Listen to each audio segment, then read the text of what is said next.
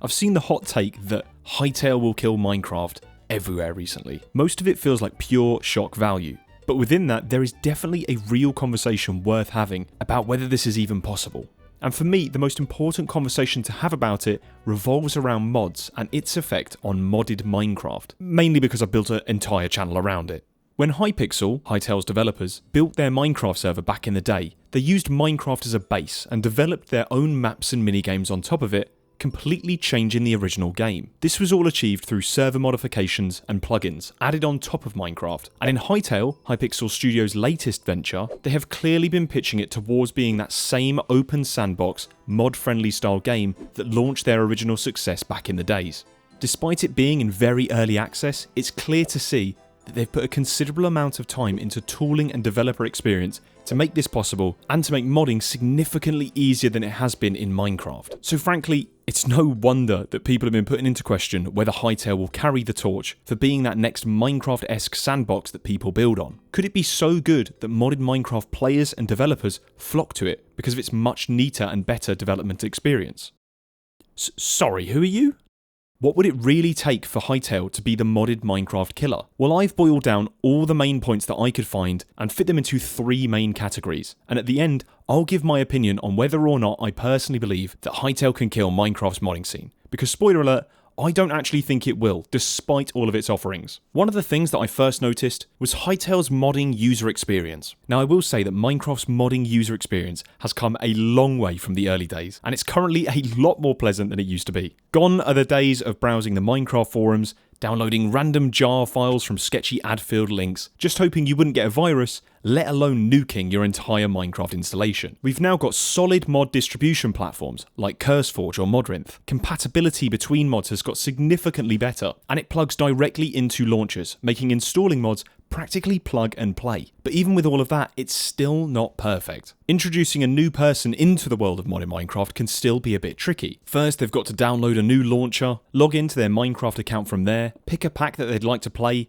re-upload all of their settings, and then finally they can join a server or start their own world pretty easily. But what if you're playing on a server and you want to update your pack to the latest version? What if your current pack doesn't match the version of the server that you're playing? What if you want to add or remove or change mods in your game? It's definitely a lot smoother than it has been, but it's not as smooth as it could be. And this is where Hytale comes in. Hytale's approach feels a lot closer to games like Garry's Mod or Roblox, where you join a server and the assets download and work automatically. Everyone gets the same setup, fully synchronized from the server. If the server updates or changes mods, players pull the latest updated versions automatically. And most importantly, this works out of the box.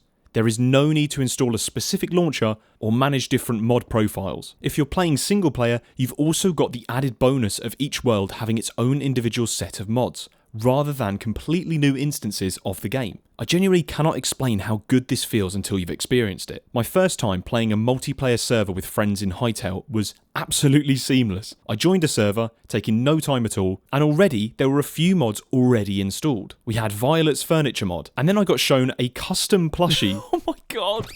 That one of my friends had made in Blockbench that you could craft and place down. This game had only been out for 2 days. I just copied the IP, joined, and it worked. And that experience is something that I had forgotten existed. I've been so used to the modded Minecraft way of things working that I was completely baffled. I mentioned Curseforge earlier. It's arguably the biggest modding platform for modded Minecraft. Curseforge and Hytale partnered up and worked together so that we were able to download mods directly from Curseforge on day 1 of release. Curseforge have already completely aced the ecosystem for mod distribution already. They've been delivering Minecraft mods for the longest of times, and so the platform already feels familiar to previous modded Minecraft users. Minecraft mod developers are already familiar with this experience, as it's already an existing workflow for them. And this benefits both games, no matter where you're coming from, if you're installing mods on a server or just messing around on a personal world. It's now become a very familiar and polished experience, no matter what platform. And with Minecraft, this took many years of trial and error, different modding platforms, tons of different launchers, to finally get to where we are today. But with Hytale, this experience is here on day 1. The user experience for mods is clearly better on Hytale, but I don't see that as a reason for it completely replacing Minecraft. However, one debate that's quite interesting is the developer experience. This is where Hytale really starts to separate itself from Minecraft, and in my opinion, this is where it gets interesting. Hytale is clearly aiming to lower the barrier of entry into modding. And honestly, it has done this incredibly well. Their in-game asset editor is such a neat feature. It allows you to completely customize existing items, expand or modify their existing functionality, or create new assets based off of other assets as templates, with very little friction and zero coding knowledge. It's also surprisingly powerful. Despite the fact that Hytale currently has no proper mod documentation, people have already built fully functioning mods simply because the tools make it that easy. I have never made a proper Minecraft, Neoforge or Fabric mod before, but even I, yes me, big old Jimothy, was able to make a mod using Hytale's asset editor. Huge shout out to Cap and Joe's modding tutorials on this one. I had a custom ore type ready to go in Hytale in just 10 minutes. So without further ado, let me introduce you to Hytale's new ore, I don't know-ium. Yeah, it's not great, but I didn't need to code anything. I didn't have to mess around with any item or block registry or scream at Gradle build tools in my IDE for an hour just to get a basic block in the game. Now of course, the asset editor is limited and you can't do everything a Forge and Fabric mod allows from it. Mostly just basic or simple items using other items as templates, but you've got to understand that this opens the door to so many new people who would never have touched modding before purely because of that coding barrier. This caters to people who just want to add furniture, retexture a mob, or already have experience in Blockbench and want to make something quirky and new like a custom plushie. And does this mean that Hytale mods will suddenly be better than Minecraft mods? Absolutely not. But it does make iteration and tweaking significantly faster, and it lowers that first step to get people onto the modding ladder, which in my opinion is a huge advantage over Minecraft's offerings. Speaking of tooling, let's talk about Blockbench for a second. For anyone who doesn't know, Blockbench is a software specifically built to create low poly models as easily as possible. One of its main focuses has always been creating assets for Minecraft mods and resource packs. And in recent years, Mojang themselves have been using it internally to design and animate mobs and blocks. Bruh, look at this little guy that I made. Look how cursed he is. What is this? Hytale has full compatibility with Blockbench, which is fantastic. Which means that similar to what I said about Curseforge, it means that creators don't need to now learn a completely entirely new ecosystem just to get started. This doesn't suddenly kill Minecraft because they both share the same tool, but it's a bonus for both platforms. Both Minecraft and Hytale modders will all benefit using the same tool. It means a shared knowledge pool, more available tutorials and resources, and it means that as more people use Blockbench, this tool improves over time, benefiting both games. Since Hytale is coming right out of the gate with a standardised modding system, it will avoid one of modded Minecraft's biggest problems that has and will always plague the game. The version and mod loader fracturing. This isn't exactly a technical term, I just wanted to give it a cool title and this sounds cool. Before I go on, I will give Mojang some credit here. They did release Java Edition mappings back in 2019, and they're now releasing their new Java Edition versions deobfuscated. But realistically, that has not fixed this core issue. Minecraft's modding ecosystem is fractured.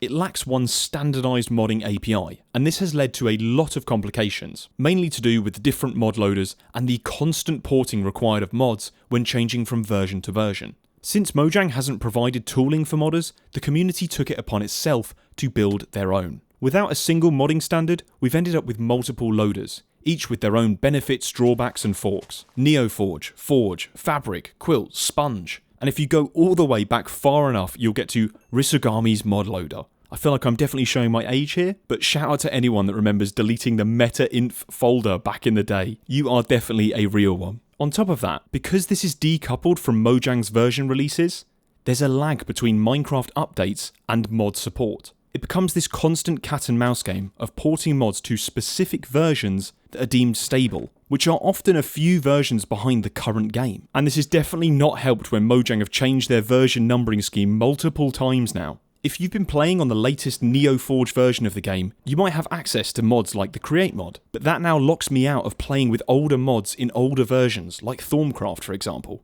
This has had a generally negative effect on the modding ecosystem. Because of this mod version incompatibility, some developers just stick to a single version of Minecraft. Mod packs like GregTech New Horizons are still on 1.7.10, a version that released all the way back in 2014, and they've had certain features from the modern versions back-ported to their version, like offhand wielding or even deep slate materials. A lot of old mods are frozen on those specific versions and you won't get to play them on the newer versions. An issue that Minecraft modders often face is trying to keep mods compatible with those various versions and mod loaders. And this takes valuable time and resources away from developing those new features, that raw creativity that we enjoy seeing so much in the modding community. This is an issue that Hytale, or more specifically Hypixel Studios, know too well from their previous work on the Hypixel server network. To this day, you can still connect to their server on the 1.8 version of Minecraft, because Minecraft's player base is so fractured around these different versions of the game. I feel like this is where Hytale's approach will be clearly different. I can't imagine how much effort it takes to maintain and work around keeping every single one of Hypixel's new projects compatible with these older versions. And I would definitely not be surprised if this influences the future of their modding API, to make sure that these kind of pitfalls will not happen in their game. Hytale are coming in with a huge amount of insight into the previous successes and failures of Minecraft. Another interesting thing is that Hytale's development team are actively using the modding tools that they create. Simon, the founder of Hypixel, actively shares posts of his team's work and what mods and experiences they've created around their own APIs. We've seen top-down shooter games, 3D side-scrollers, summoning abilities, all added from their own internal staff. This is great, not only from a user's perspective, being able to play and try those games, but from a developer's perspective as well. These are all learning resources that we will be able to use to build our own experiences. If the developers are using their own tools to develop mods and plugins, they will know the pitfalls and problems of their system early, and they can develop and improve on them for us all to benefit from. I wouldn't be surprised if one of Hytale's main goals is to be able to host the next version of Hypixel on their own system.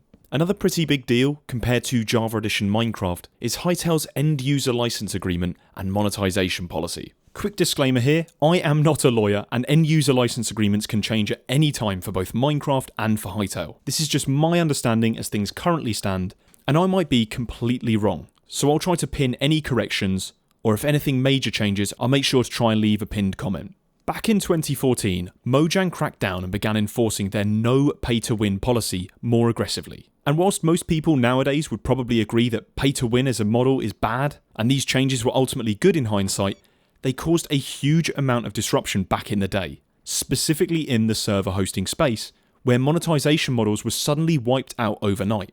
I can't seem to find an original source for this, but it's been repeated on a lot of articles and news sites that Hypixel had stated that their revenue dropped by 85% after this change took place. They were forced to try and change their current monetization model to a completely cosmetic, free-to-play model. And you have to remember that at the time, cosmetic monetization was relatively new and risky. This wasn't like Roblox, Fortnite or Counter-Strike. In fact, CSGO, hailed as one of the first major players in monetizing through skins, had only just started releasing skins the year before in 2013. And so the idea of cosmetics being the only way that your server could make money most definitely shook things up for the Hypixel team. And I think it's no wonder that Hytale suddenly started development very shortly after this problem in 2015. Even in recent times, there's been quite a lot of drama with Minecraft's end-user licensing policy, where most recently, servers have been affected by their adult content policy, where Mojang specifically targeted servers using realistic guns and weapons.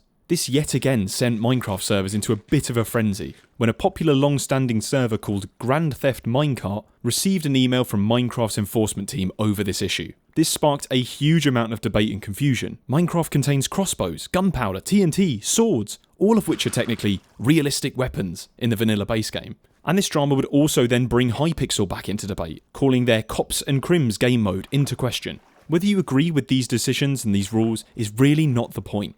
The main issue was this flip-flopping and uncertainty, where people's livelihoods and monetization models got completely flipped over their head. Sudden changes and enforcement shifts cause real problems for servers, businesses and creators. In Hytale's EULA, whilst still obviously subject to change, it looks very different. In my opinion, they've laid out the ground rules of what they want pretty clearly, and there are significant differences between Hytale and Minecraft on this topic. Unlike Minecraft, Hytale allows you to make money on servers, not just selling cosmetic items. However, they also have some stricter rules on what you can and can't do with this. You can't have gambling. If your server contains loot boxes, the odds must be disclosed. You're not allowed NFTs or exploitative blockchain/crypto schemes. On top of that, to counteract Mojang's adult content policy, servers must provide a self-assessed content maturity rating. And yes, whilst I'm sure that at some point there will be some issues with enforcement, and this will get updated, I really doubt we will be seeing anything like what we saw back in 2014, with how it affected Hypixel's bottom line so drastically. Touching on that point of monetization, one key difference that I haven't yet spoken about is the monetization of mods is actually allowed on Hytale. Minecraft Bedrock Edition technically already has something akin to this with the Bedrock Marketplace, but it has an explicit ban on selling mods on the Java edition. And personally, I'm a little bit on the fence about this one. It will allow mod developers, resource pack creators, and mod pack developers to possibly earn some money for their hard work. We could see some really high quality modifications produced for Hytale, because that monetary incentive might allow people to make this a full-time job to create new maps or assets for Hytale. Meanwhile, in Minecraft Java Edition, if someone's made a mod, they've made it because that's what they wanted to make. They spent their whole free time developing it, not for any kind of commercial purposes, but for their own love of the game. And so that then finally leads me onto my own opinion. Will Hytale replace Minecraft modding? No.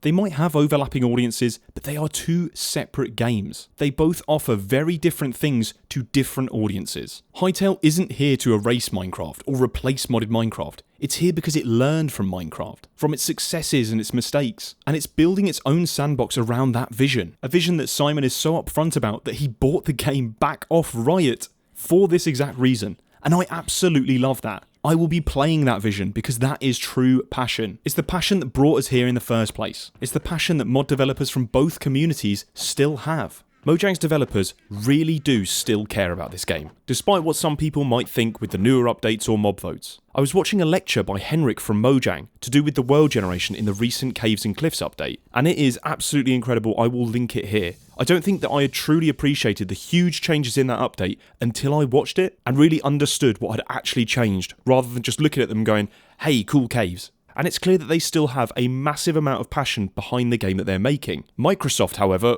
well, honestly, we'll just have to see and pray that they don't start integrating Copilot into it. See, on that topic, Java Edition in the current day is nowhere near as profitable as Bedrock Edition. It doesn't have microtransactions or the Bedrock Marketplace, but they are still able to put huge amounts of time into updating the Java Edition of the game. The full 1.0 release of Minecraft was over 15 years ago now, and I don't know many games in my current library that are still even updating after 2 or 3 years after their release. Minecraft modding has survived version splits, mod loader changes, EULA dramas, and it is still here. Bigger than it's ever been. It's home to one of the most creative communities in gaming. Multiple games have already come out and stated Minecraft mods as inspirations for their own game, such as Factorio. And I think that even if we saw a split in player base from people preferring Hytale's offerings and developer experience, I feel that people will still always come back to get a taste of how things once were. Not just for nostalgia, but because Minecraft's systems, quirks, and limitations have always created a space that people will continue to build on, even if newer, shinier tools exist. I really do love Hytale. I also love modded Minecraft, and I'm excited to see that we now live in a world where both of these can exist side by side. If you enjoyed this video, please make sure to like and subscribe, and if nothing else, I hope that I will never have to read through an entire end-user license agreement for content ever again.